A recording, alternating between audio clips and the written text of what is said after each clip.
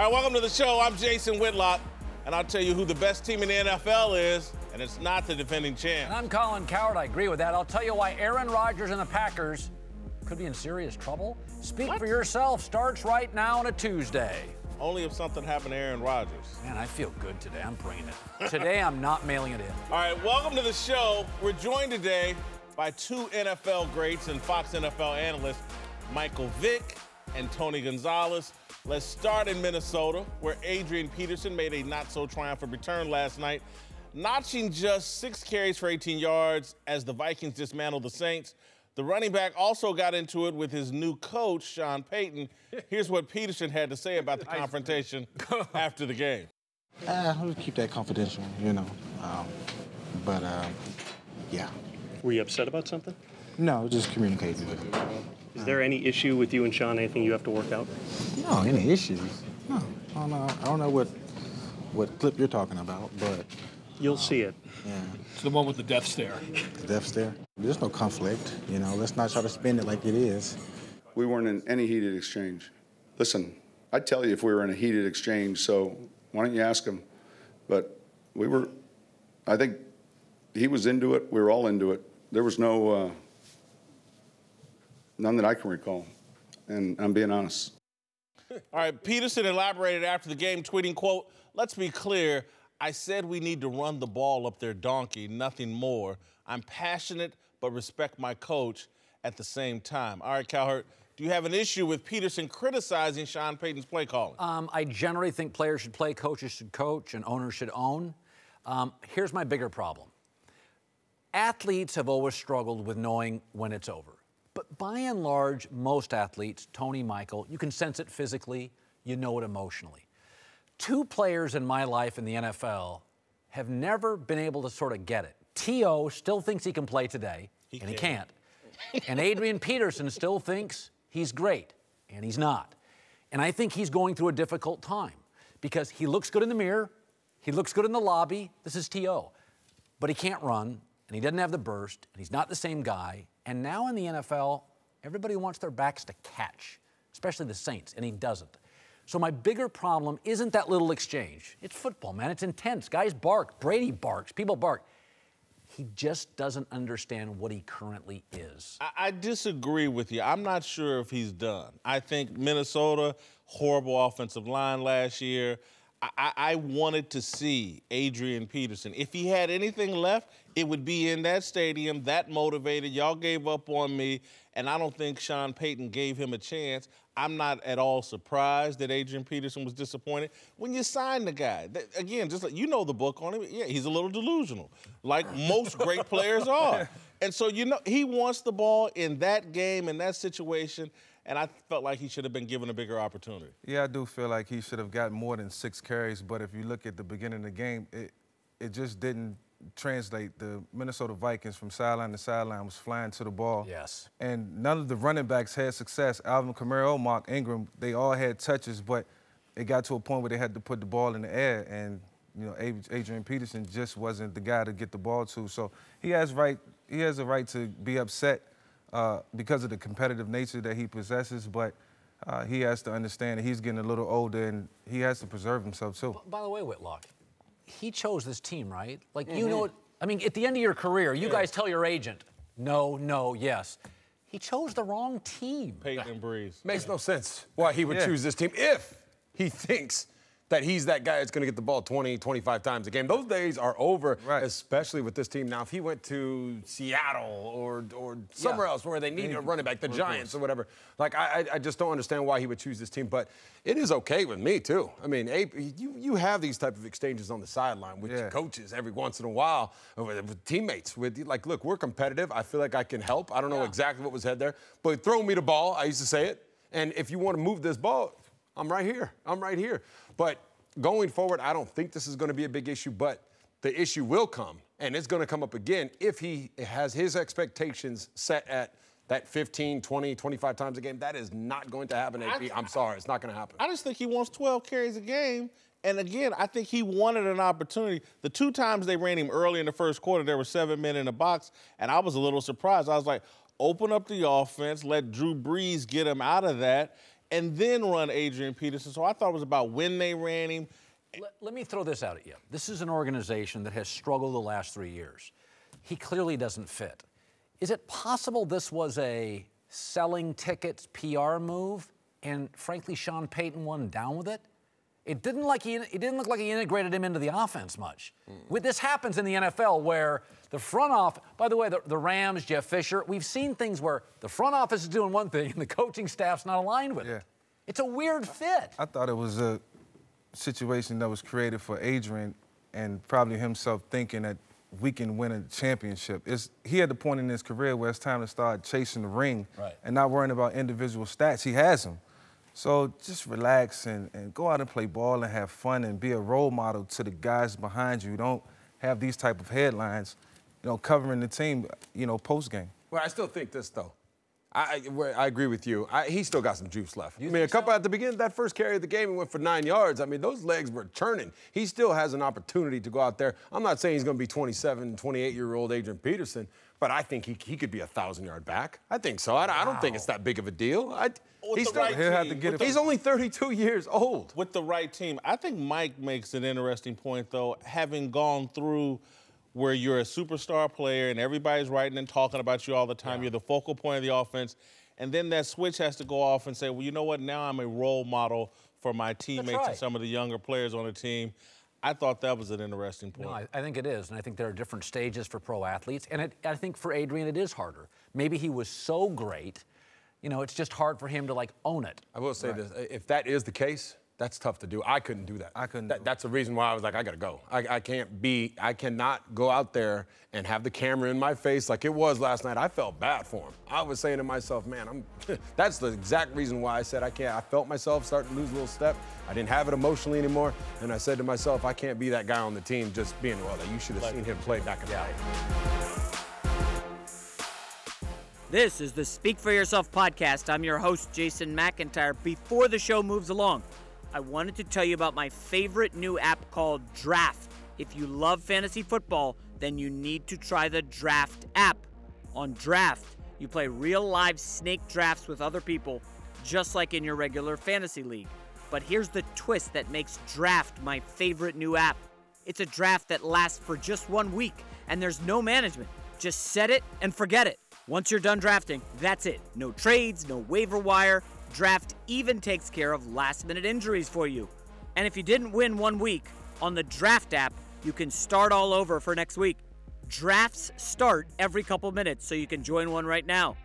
And the best part? Play for cold, hard cash.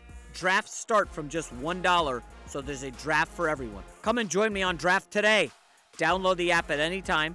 Just search Draft in your app store and join a game in minutes. Or play right from your computer on playdraft.com, whatever you want.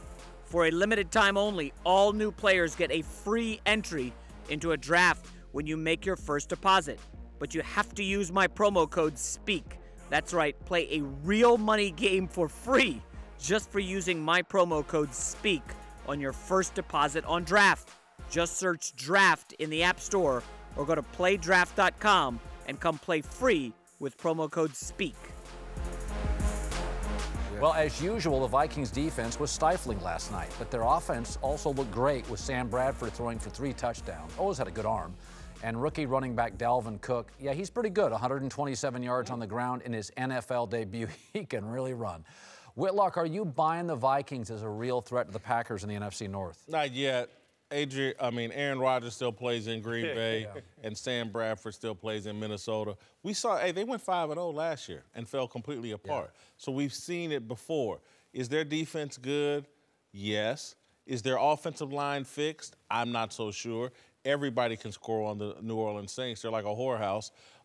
So I'm just not. I'm not. What are you talking about? Their defense, New Orleans is horrible. So I expected Sam Bradford and the offense to look halfway decent. The Vikings are the classic example. Use them with Green Bay. Green Bay's made some mistakes. They've missed on free agents. They've missed on draft picks. But they get the quarterback right. Minnesota's drafted well, had good defenses, usually had decent coaching. They can't get the quarterback right. In this same division, Minnesota right now, I believe, has better, more quality players than the Packers. But Minnesota's missed the playoffs 11 to 16 years. Why? Because they can't keep quarterbacks upright. They've whiffed on drafting them. They can't keep them. Got hurt. They can't keep them healthy. This is the NFL. You can make a ton of mistakes. Jacksonville does a lot right. Minnesota does a lot right. They can't get the most important position stabilized. And I think they found the guy. I mean, after a year being in the offense and under Pat Shermer and just really working at it, you can tell in Sam Bradford's eyes last night that he was all tuned in. He's focused on the offense, and he's put the ball into the hands of the guys. Stephon Diggs had a tremendous night, couple big catches. Dalvin Cook to compliment him. It's a great dynamic right now that they can, if they can continue to prove week in and week out and become consistent. They have weapons. They can compete in the AFC. Rudolph's a good tight end. Rudolph's a good tight end. They got talent, like you said, but it's up to that quarterback. And are they better than the Packers at this point? I'm with you. We lived in KC for a while. I'm from the show me state, okay? You guys show me you can beat the Packers, especially out there on their turf. Aaron Rodgers, Mr. Discount, double check. He's still out there playing at a top level. Their defense looked good. There's no way I'm prepared to say that the Vikings can challenge the Packers at this point. The Detroit Lions look good as well. The thing that Mike says and Colin, we got to remember, Sam Bradford is a former #1 pick. No question. He has talent. Now, whether and a few years ago, or 15 years ago, Minnesota had good seasons back-to-back with Randall Cunningham as a guy that they kind of brought in who was talented. And then the next year with Jeff George, who was a former #1 pick, they had success. So maybe Sam Bradford can finally show everybody why he was a #1 pick, if somehow he can stay upright and healthy. But again, I don't know about their weapons. It looks like they got a hit with Dalvin Cook at running back. He's a hit. But do they have the weapons on the outside to help Sam Bradford and that offense remain viable throughout the whole season? When I look around the NFL, there are a couple of teams. I've always said this about Wisconsin football. How come they get everything right except quarterback? I tend to look at the Kansas City Chiefs. They never draft their quarterback. And the Minnesota Vikings. Like, there are just certain organizations fundamentally that get it right. God, Green Bay's had Bart Starr, Aaron Rodgers, Brett Favre, Dallas Cowboys. They get the quarterback right. Minnesota's well run, but they're overlooked because of two reasons: Favre and Rodgers, and because they're not a glamour franchise. But they've done a lot right for many years. Are we completely writing off Teddy Bridgewater? Is he done? Yes. With you? Well, I don't think in a Northern division he's a franchise player. He's too spindly for me. He's too small. I don't think in that Chicago, Green Bay. I don't see Teddy as the answer. You think he's going to be there for that long term? I think it may be time for him to find a new home. They're putting a lot of time into Sam Bradford. He's putting a lot of time into this team. So moving forward, Teddy has to be sitting back looking at what's available around the league in the next year or so, come free agency, and he'll get another shot.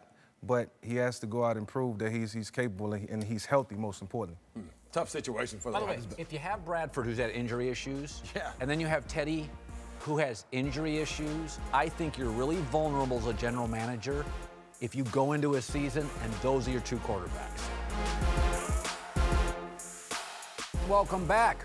Got our dudes here, Tony Gonzalez, Super Bowl champ Eric Davis. Let's move to Indianapolis. The Colts have officially ruled out Andrew Luck for Week 2. What a shocker. Still have no timetable for his return. Grab a calendar. After losing to the Rams by 37 points on Sunday, and I kid you not, it wasn't that close. The Colts are clearly a disaster. Yesterday, Whitlock proposed an interesting solution to their problems. Listen, they got Andrew Luck. Who would be the perfect coach for Andrew Luck? Jim Harbaugh. I think he's going to wear out his welcome in Michigan like he does every place else.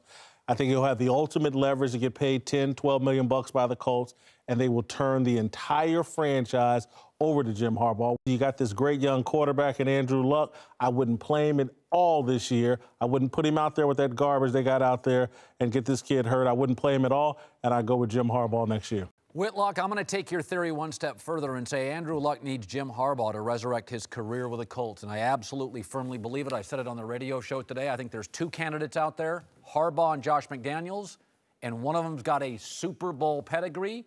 Took Kaepernick there. I think your theory makes a lot of sense. I'll take it a step further. I think he gets the first call. Well, he certainly should get the first call. I think there are some people that say he and Jim Irsay's relationship is rocky. But you got to throw that out the window. Dan Gilbert and LeBron's situation was rocky. You've got a quarterback that everybody believes is supremely talented. You've got to max that out. The easiest solution is Jim Harbaugh. It's the solution that makes the most sense. It was just like I was saying to you in private. Look, Jim Harbaugh had everybody thinking Colin Kaepernick was the next John Elway. I was fooled. Ron Jaworski was like, oh, he's going to be the great. If he can do that with Kaepernick, imagine what he could do with Andrew Luck. And so I think you make the call. I think you pay him whatever you want, whatever he wants, and I think you give him as much power as he wants. You turn the franchise over to Jim Harbaugh. That's what he's always wanted. I think it makes perfect sense. I do, too. Now, you guys are talking about a guy who wears out his welcome, correct? Yeah. Okay. You do realize that Luck has already had a tour of duty with this guy. If the guy that actually will help Luck would be David Shaw, not Jim Harbaugh. Jim Harbaugh is a great coach. But Luck may not have even gone back. And I didn't get this from Luck, but sources that when I was out in the Bay at that time, when Luck was there playing, Luck may not have even gone back for his last year to be with Jim Harbaugh. Okay, David Shaw is the guy that he actually likes. So you can do all those things. So if we're talking about getting the best out of Luck, not saying that Jim's not a great coach. I think Jim is a really, really good coach, and he can bring a lot of the players. But I don't think that's the guy for Andrew Luck because I don't think the relationship is going to be there. And you want your head coach to have a pretty good relationship with his quarterback. This is interesting. Shaw wouldn't necessarily want Chris Ballard out. Harbaugh would. Could you make the argument that Irsay would be like, I just got rid of one GM. I don't want to get rid of the next GM. I would make the argument that Andrew Luck is in a position where he needs guaranteed victory, guaranteed success. So you kiss and make up with Jim Harbaugh. Well, this is the one thing we're talking about fixing Andrew Luck. Andrew Luck is not broken. Andrew Luck hasn't had an offensive line. He hasn't had a lot of things around him. You get T.Y. Hilton, then you go draft T.Y. Hilton and Dorsett. I mean, you got to put pieces together to have around him. I was just going to say that right here. I didn't know he was broken. I still think he had a pretty decent year last year when he's healthy. What Andrew Luck needs is to be available. He's got to be able to be on the field. That is what his biggest problem is at this point. But I do agree. I think obviously Harbaugh could help him. Josh McDaniels could help him. But they need to put those pieces around this kid in order for him to see how good he can actually be. I don't think we've even seen how good he can actually be. You know, it's interesting with both Shaw and Harbaugh is that remember how good Pete was his first 4 years in the league with the college players because he recruited all of them, like K.J. Wright, Cam Chancellor, Bruce Irvin. Listen, you go Harbaugh, he knows that footprint. Shaw knows the West Coast footprint. Look, it looks like, I mean, I think Harbaugh and Shaw would have to be 1 and 2. But let's say this about Shaw. He's had success at the college level. He's unproven in the NFL level. If I'm Jim Irsay and cutting that check, and if I'm Andrew Luck, I don't care if I hate Jim Harbaugh. What I know is Jim Harbaugh, wherever he shows up, there's instant improvement. Not just, he doesn't have to have new personnel. He took the personnel that he was given at San Diego, at Stanford, at San Francisco, and at Michigan, and boom. And so if I'm Andrew Luck, I could hate Jim Harbaugh all I wanted. I want to win, and I need to win. I was supposed to be the next Peyton Manning, the next Tom Brady, and here I am, 28. This team looks like hot garbage. Jim Harbaugh is the guy that turns hot garbage into title contender. I gotta go that route. I gotta disagree with you about the hot garbage. He's walked in and he's had some pretty good players on his roster. But now what Jim Harbaugh and what he does do, Harbaugh gets the best. And I agree with you on that. And that's why I say he's a really good coach. He'll get the best out of that locker room. But Tony, you're right. He still needs a lot more players around him before all of a sudden Jim Harbaugh is going to turn that into this nice little mill. I'm telling you, man, you saw what the Rams did. When you have a generation. No. But when you have a generational quarterback or you draft him number 1. Jared Goff. No. When they drafted him number 1, what did they do? They're like, okay, we're all going to get fired here if Goff is a bust. So they flush out an entire staff. Andrew Luck's a proven number 1. When you have a number 1 quarterback, you either get it right or you get fired. They have to make a big move in Indy. All right, let's move to the Cowboys. I had my doubts about Dallas heading into the season, but they just dominated the Giants on both sides of the ball, and I think the sky's the limit, especially once Dak Prescott and Dez Bryant get on the same page. It's pretty clear to me that Dallas is the best team in the NFL. Listen, seriously, who has the most impressive victory of the season? To me, it's beating the Giants. The Kansas City Chiefs are the only team that has a better argument, but they lost Eric Berry. There's no way you can deny that right now, after week one, the most objective, the only opinion really to have is that the Dallas Cowboys, after week one, are the best team. You're getting that Gary Payton right now. Yeah, come on, man. Are the best team. Cowherd, I know you agree with me. Well, I will say this. There are things you can't deny. In 17 starts for Dak Prescott, in 14 he's got no interceptions. They've played Pittsburgh, Baltimore, Giants 3 times, Philly twice, Cincinnati Bengals. Like, he's been Marvin Lewis. These are some of the best defensive minds in football, Mike Tomlin. The thing that blows me away, and this won't happen the rest of the year, every Cowboy drive went into Giant territory, 9 for 9. That will not happen for the rest of the year. This is the opening game. This thing about Dak Prescott, all last year I'm like, it's not going to work. They're playing Pittsburgh. It's not going to work. Like, I watched Dak. Yeah, I watched it. I called him Dink and Dak. I watched it. I'm like, dude, he's so much better than last year. This Giants team's got 6 Pro Bowl level players. No picks. Who's better than Never the had a Cowboys? 3 and out. Didn't have a 3 and out. Who's better than the Cowboys? I think Packers, the Packers Chiefs. are pretty good. Packers are pretty good. I think New lost Eric England Berry. might even still be New better. England got embarrassed. I'm just telling you. At home. I'm not saying they're not a good football team. Cowboys, to me, they're top. I think they're top fourth best team in the NFL right now. But the potential is right there. We're calling it, saying it though. This kid is special. He's the best quarterback in that division. They got the best running back in the world right now. You got a very good tight end. You got a good receiver. They got all the tools and the talent to go out there and make this a very, very good season for these Dallas Cowboys. Again, they're going to be a good team. But I'm not afraid to tell you who's best. I agree with you. I put them in the mix. It's too early to talk about the best only 1 team. week. That's what I'm saying. It's 1 week. Right now, the Jags have the best defense. I'm not going to put the Jags up there. The Rams scored 1,000 points. They had a better offensive showing. Who's I'm not better going to put the than the Rams Cowboys? up there. Who's right better now, than the Cowboys? Overall? How did New England? You sat here debating a few months ago whether or not New England would go undefeated. I also picked the Chiefs. They lost one, but they lost one game. They lost one game, and now they're no good. I'm not saying they're no good. I'm saying Dallas is the best team. I think, just like we said before, Dallas has an opportunity with this quarterback to grow and get better and better. I think that they are in the conversation. Okay, I don't think that they are the best team. 49er who hates the No, this Cowboys. is not about hating. They played against a Giants team that didn't have their mojo out there. Okay, so I still don't know how that game would have been if you had Odell at full strength. All right. That changes things. So right now, I'm not going to say that they are the best team. They won a good game against a good team, and we'll go from there. But I'm not going to make them the best team right now. And Cowherd has the Packers the best team, who, if not for the officiating, would be 0-1 right now. Well, How could you say that? That's I'm not going to go there. listen, if and buts. We're never go. Here, the best defense in the league is probably Seattle. Then you'd probably say Denver, and you'd probably say the Giants. They just mowed over the Giants, over 50% on third downs. If they go to Denver and they just move the ball, you're going to have to say about Dallas, this is a real train.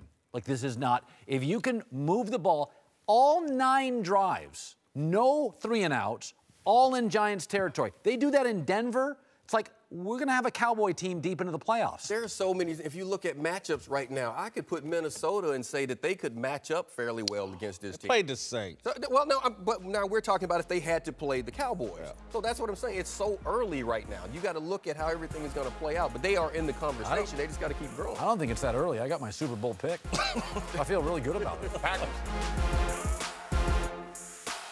All right, welcome back. Eric Davis and Tony Gonzalez are back. Let's return to Minnesota, where the Vikings defense shut down the usually prolific Drew Brees, holding a 38-year-old quarterback to just 1 garbage time touchdown. Brees isn't the only quarterback who showed his age in week 1. 40-year-old Tom Brady struggled against my Kansas City Chiefs. And as you see there, right now Brady has the worst completion percentage in the entire National Football League, which puts him in some pretty bad company.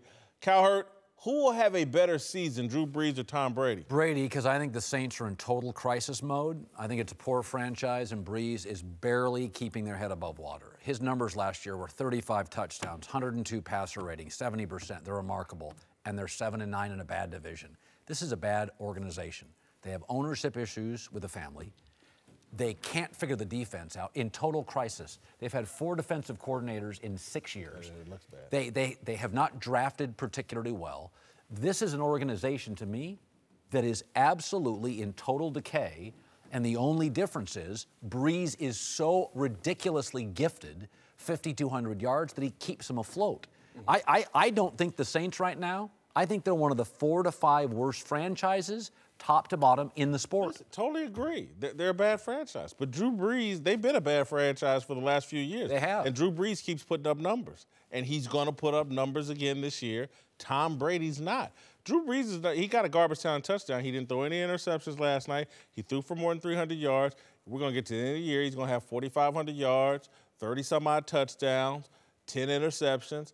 Tom Brady, on the other hand, I just don't think it's going to – his numbers, 40 – and I know it was just one game, and his completion percentage will go up. They play New Orleans. They get to play that defense this week, and he'll put up decent numbers. 2 teams in his division, though, are tanking, actively tanking. The Jets and the Bills are actively tanking. Carolina's going to be better. That Carolina defense is for real. Tampa Bay is super talented. Atlanta's Atlanta. Brees plays indoors 8 times, and he's going to put up numbers in all 8 of those games. And last night he played that was in Minnesota, that was indoors. He's going to put up his numbers. Drew Brees is always going to put up numbers. They will be a 5-11 football team. What support does he have? What support does Brees have? They're a mess. He's got to get Willie Snead back. I think once that kid comes back, he can really help this offense. They got Kobe Fleener. It does seem, though, are they trying to make Doc Brees? I call him Dr. Brees because he's a surgeon. I've had a chance to go against him in that AFC West when he was down there with the Chargers, and then obviously out there with the Atlanta Falcons, watching him kick my butt a lot. And him go out there, he's just an absolute slicer and dicer. But it seems like, is the franchise out to get him or to keep testing him? Because why did they keep taking away his #1 targets? Jimmy Graham's gone. You got the kid who just went up with the New England Patriots. Brandon Cooks. I don't understand it. But that also, on the flip side, shows you how much they trust him. And you talk about who's going to have the better season. I have no doubt he's going to put up, Doc Brees now, is going to put up better numbers than Tom Brady. Tom Brady's going to win a lot more football games. And Tom Brady will not be at the bottom, 44.4%. He will have an outstanding year before it's all said and done. Now, part of the reason why Drew Brees keeps losing his guys is that contract that he wanted. Remember when he held him hostage? Thank you. And he got what he wanted, but then as soon as that happened, he lost his offensive lineman. He had to start losing defensive players. He's been losing his receivers. That's a part of it. He got what he wanted, and this is the product of it. That's one thing. Now, we're talking about a better season or better numbers. That's 2 different things. Yes. Because the better numbers, Brees can put up 5,000 yards like he's done before, and they have a losing record. It's meaningless. Tom Brady, just like the other night, Tom Brady led his team precision passes, doing all the things, correct calls on 3 touchdown scoring drives. He just didn't throw a touchdown pass to top it off. So the numbers won't be there. So Tom Brady is going to have the better season. Brees might put up the better numbers. Brady's going to have more wins. He's going to be in more meaningful games. He's going to get his team in position more. He has better pieces around him. Let me slice it up this way. Let me slice it up this way then. The drop-off on Brady's statistics is going – look, and they may still win 12, 13 games, but his statistics are going to back up individually. Brady's going to show his age, even though they still may win. His statistics are going to drop because of Edelman. I've already said that. Edelman was his 3rd down guy. Since Edelman has been implemented into that offense, and he is the 3rd down guy that they build around, Brady, without him, has a losing record. His numbers dropped to what we saw. You just made my argument. You're in agreement with me then. Because of the loss of Edelman, he's going to have a worse season than Drew Brees. Well, we're still talking about numbers, but what's going to happen, Josh McDaniels is going to change that offense, and they are going to be more back-led. Running back. They're going to change things up right now. This was week 1. Everything was about doing what they did and throughout training camp, and that was with Edelman in mind. He got hurt. Brees is a fantasy quarterback at this point. He's on an irrelevant franchise that's not well run, that's in chaos on defense, that has ownership issues, in a winnable division. There are 3. Y'all may have talked me into something silly. Saints going to win this weekend. Oh, no, they're not. Okay, you owe me. Okay, I know. You already lost last week. I know. I'll make you a deal. I'll double down. That we'll all go to dinner on you if the Patriots beat the Saints. Yeah. Got you. Okay. Saints going to win this. Grab your wallet.